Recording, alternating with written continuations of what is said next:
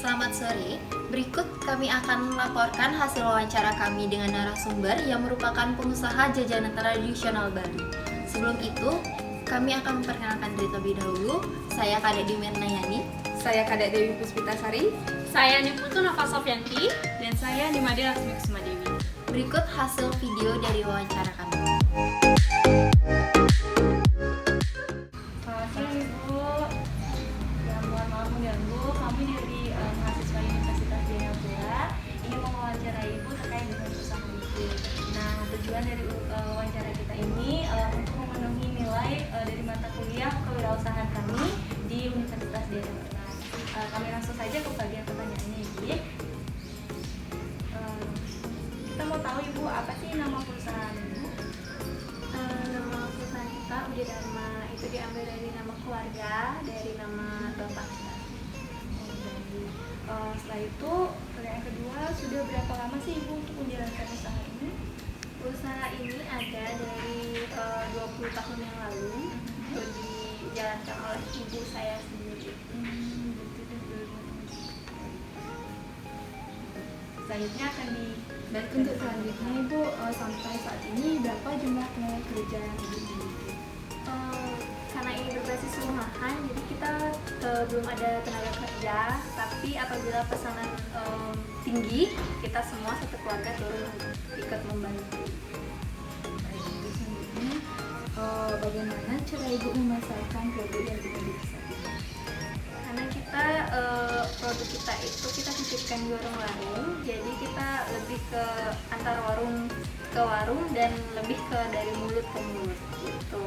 Kalau di sini kita tuh dari satu warung itu mencicipi kue kita, jajan kita, terus nih, oh ibu ini enak nih, di mana saya bisa dapat gitu, oh belinya di Ibu Eni, seperti itu. Bisa di Ibu Eni, lebih sering dikenal Ibu Eni sih di sini daripada Udi Dharma.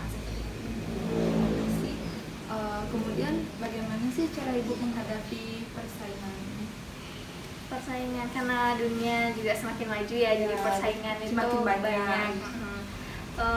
Lebih ke kita bagaimana kita men-treat konsumen sih, lebih menjaga kepercayaan konsumen, dan apabila sudah sering berbelanja kita kasih promo mungkin berupa produk kita lebihkan. Apabila dia belanja kita kasih produk lebih seperti itu. Terima kasih. Baik, selanjutnya saya akan bertanya mengenai kendala apa yang pernah dihadapi selama menjalankan bisnis tersebut dan bagaimana cara menanggulanginya. Kalau kendala lebih ke susahnya mencari bahan baku, itu singkong karena dominan produk kita terbuat dari singkong. Kemudian apabila ada pun singkong, terkadang harganya terlalu melambung tinggi. Kalau misalnya kita kekurangan bahan baku, kosongnya singkong, biasanya kita siasati, biasanya kita stop dulu produksi sementara sambil menunggu adanya singkong itu untuk bisa kita produksi lagi. Kemudian apabila harganya melambung tinggi, terpaksa kita mensiasatinya dengan merubah sedikit ukuran produk kita agar kos yang kita keluarkan tidak terlalu tinggi.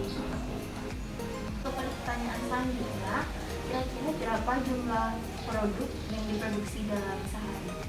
Kalau harian itu bisa mencapai 60 biji untuk ditaruh di beberapa warung, tapi kalau misalnya ada pesanan dari luar itu bisa mencapai ratusan.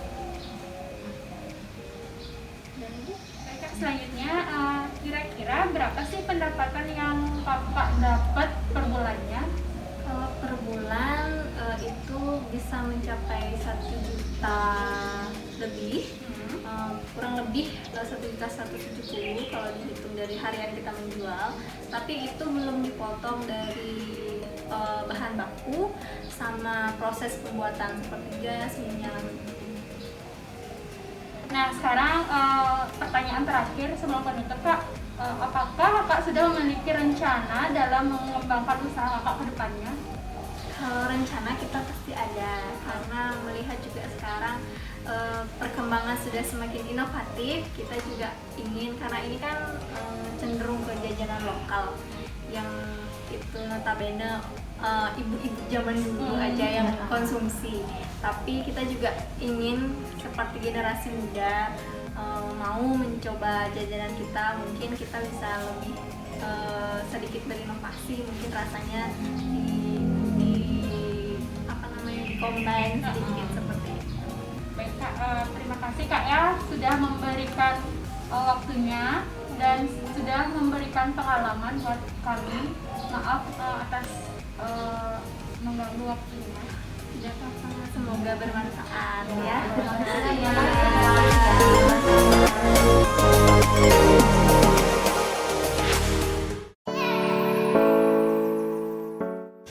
Baik, selamat siang Bapak. Kami dari mahasiswa Universitas Jayapura ingin mewawancarai Bapak terkait dengan bisnis yang Bapak jalankan saat ini. Adapun tujuan dari wawancara kami ini tak lain adalah untuk memenuhi mulai dari mata kuliah kewirausahaan di Universitas Jayapura. Baik, untuk mempersingkat waktu, kami mulai saja beberapa pertanyaannya. Untuk yang pertama, sebelumnya saya berbicara dengan Bapak siapa? Nama saya Bapak Suyana. Baik, untuk bisnisnya, apakah nama bisnis yang Bapak jalankan saat ini? Nama bisnisnya belum ada, karena ini bisnis jajan untuk mas keluarga saja. Baik, berapa lama bisnis yang Bapak jalankan ini? Kalau bisnis ini sudah lama, sudah kira-kira ada 2 tahun. Baik, Bapak akan saya lanjutkan. Sampai saat ini berapa jumlah tenaga kerja yang Bapak miliki? Jumlah tenaga kerja di Sawarna ini perusahaan cuma keluarga saja, ini cuma keluarga saya aja yang mengerjain. Karena perusahaan ini tidak terlalu banyak ini untuk memproduksi jajan. Cuma keluarga aja, Pak? Ya, keluarga. Selanjutnya, berapa jumlah produk yang biasanya Bapak produksi dalam sehari? Jumlah produknya sebelum pandemi ini dulu kira-kira ada bikinnya 300 butir per hari. Tapi karena saat ini pandemi ini produksinya drastis turun gitu. Setengahnya kira ada 150 biji per hari. Selanjutnya, bagaimana cara Bapak memasarkan produk Bapak sendiri? Memasarkan produknya ini lewat warung-warung saja yang ada dekat-dekat di sini. Sekitar jam 5 pagi itu saya langsung ke warung-warung untuk memasarkan ini, taruh-taruh di warung. Tapi tidak terlalu banyak-banyak juga, sedikit-sedikit semua warung yang ada di Cimandi atau sampai ke Munggu. Berarti 150 itu sudah keseluruhan, Pak ya? Ya, Baik Pak, yang akan melanjutkan pertanyaannya. ya. Bagaimana sih cara Bapak menghadapi pesaing dalam penjualan Bapak? Kalau menghadapi dalam pesaing itu saya biasa-biasa aja. Dalam hal ini saya tidak pernah untuk memperhitungkan pesaing. Cuma tergantung nanti berapa yang laku aja. Nanti kalau di warung itu kasih 25 biji, nanti kalau yang laku 20 biji berarti kembali lagi 5 biji gitu. Kalau masalah pesaing itu udah ada masalah bagi saya. Terus kendala apa sih yang pernah Bapak hadapi selama menjalankan bisnis Bapak ini? Kendalanya tidak begitu banyak, cuma sedikit masalah bahan aja gitu. Bahannya karena bahannya dari singkong, dari ketela pohon, itu saya beli dari pasar Batu Kandik. Belinya itu satu kampil itu karena di dalamnya tuh kita tidak tahu ada yang busuk, ada yang kecil-kecil gitu. Cuman satu kampil itu langsung kita bawa pulang tuh, itulah kendalanya sampai di rumah, ada yang busuk, ada yang kecil gitu. Itu cuman itu aja kendalanya. Nah, ya seperti Bapak jelaskan tadi, bagaimana sih cara Bapak menanggulangi hal tersebut, Pak? Kalau menanggulangi itu tidak begitu susah saya menanggulangi. Kalau yang busuk-busuk itu ya buang gitu. nanti karena seringnya begitu carinya di pasar itu kan pasarnya tuh tidak mungkin terlalu baik-baik juga gitu, ada yang buruk gitu, biasa-biasa saja. Kalau boleh tahu, kira-kira berapa pendapatan sebulan dari penjualan itu? Kalau pendapatannya kalau dulu itu ada kira-kira berapa ya, kalau sehari dulu itu saya buat 300 itu kita pendapatnya itu ada 250.000 per hari. Nanti kalau sebulan kan umpamanya ada 2,5 juta gitu ya, 2,5 juta. Kalau sekarang ini paling-paling 1,5 juta gitu aja sampai sekarang ini. Baik, apakah Bapak memiliki rencana untuk mengembangkan bisnis ini ke depannya? Dan apa bentuk perencanaannya? Kalau rencananya sih ada deh, tapi masalahnya itu dah pembelinya saat ini berkurang gitu. Di samping itu perlu modal juga gitu. Kalau rencananya sih untuk memperluas wawasan gitu, untuk memasarkan, diperluas entah ke mana lagi gitu, ke desa-desa lain. Tapi karena saat ini musim begini, musim pandemi ini, orang pembelinya itu susah, tidak ada pembelinya. Itu udah kendalanya pemasarannya. Nanti kalau saya kan maunya memperluas pemasarannya kan mau saja gitu. Samping itu modal juga gitu. Baik, sekian pertanyaan dari kami. Terima kasih atas informasi yang Bapak berikan. Mohon maaf sudah menyita waktu Bapak. Sekali lagi terima kasih dan selamat siang. Terima kasih. Terima kasih Pak.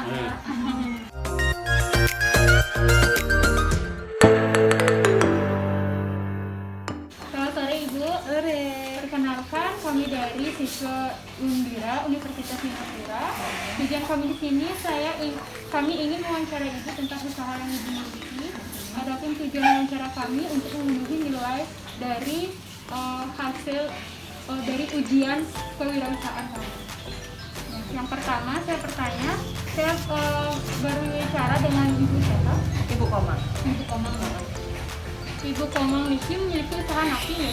Pembuatan jajan Bali sama ada juga donat. Oh, oke. Terus Ibu memiliki brand atau nama usaha nasi? Ada Aris Jajan Bali. Oh, Aris juga. Ada kok fotonya, logonya juga ada. Terus Ibu sudah berapa lama Ibu menekuni bidang ini? Ibu baru sih sebenarnya 1 tahun gitu. Karena semenjak pandemi kan nggak kerja lagi, jadinya banting setir. Sebelumnya Ibu kerja di mana ya? Ibu di Kilang. Lanjut kementerian Baik, untuk pertanyaan selanjutnya Bu, sampai saat ini berapa jumlah tenaga kerja di situ? Kebetulan sih tidak ada nyari tenaga kerja di luar karena di masa pandemi ini anak-anak juga sekolahnya sambil online di rumah, jadinya mereka bisa bantu. Sekitar ada 2 lah.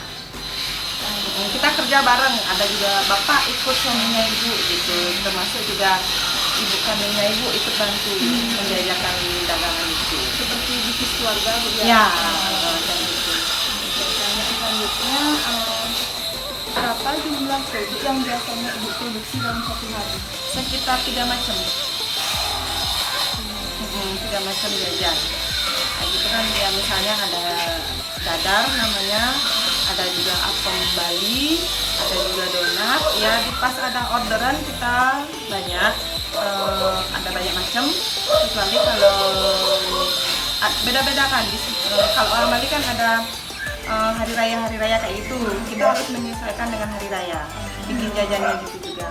Tergantung hari raya. Pokoknya kalau ada galungan kita bikin jajan yang ada awet, ya gitu. Pokoknya kalau keseharian kita bikin jajan yang susah dicari sama ibu-ibu sekarang gitu. Sekarang kan jarang yang bikin jajan Bali gitu. Mereka biasanya ada yang brownies kayak gitu kan.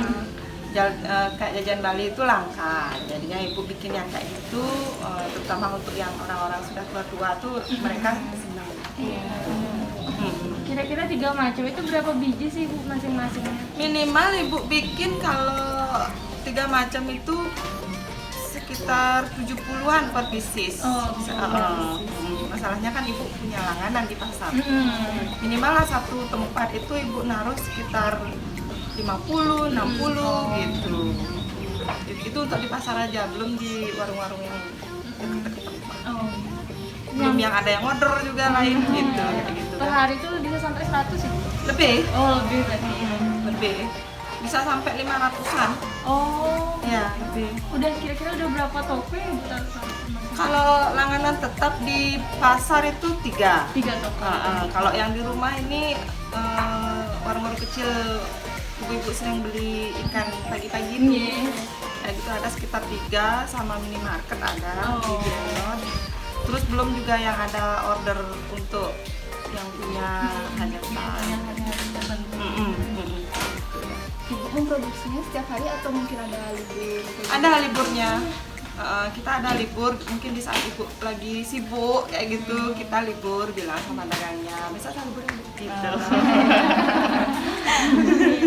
Baik, untuk pertanyaan selanjutnya Bu, bagaimana berarti cara memasarkan produknya Ibu kayak tadi ya, Ibu di pasar atau di warung, Di warung juga, di Facebook juga ada, via online juga. Terus dari mulut ke mulut juga. Apalagi kan ibu di sini sebagai ibu kandung, kita juga mensosialisasikan sama ibu-ibu. Ayo, aku jual gini sekarang bandrong. Anak kerja sekarang nih kita banting setir, semua ibu-ibu tak support. Ada juga yang dulu kerja di restoran udah nggak kerja, sekarang jualan apa keripik kayak gitu. Kita saling support lah.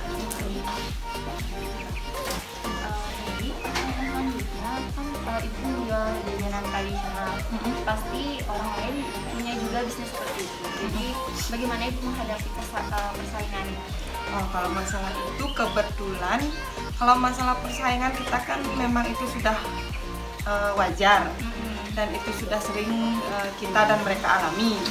Nah, untuk mencegah hal yang tidak diinginkan, khususnya di Banjar-Ibu kebetulan ada juga yang jual jajan Bali. Ibu tidak membuat jajanan yang sama, biar tidak ada perselisihan. Otomatis ibu bikin jajan beda yang tidak mereka jual.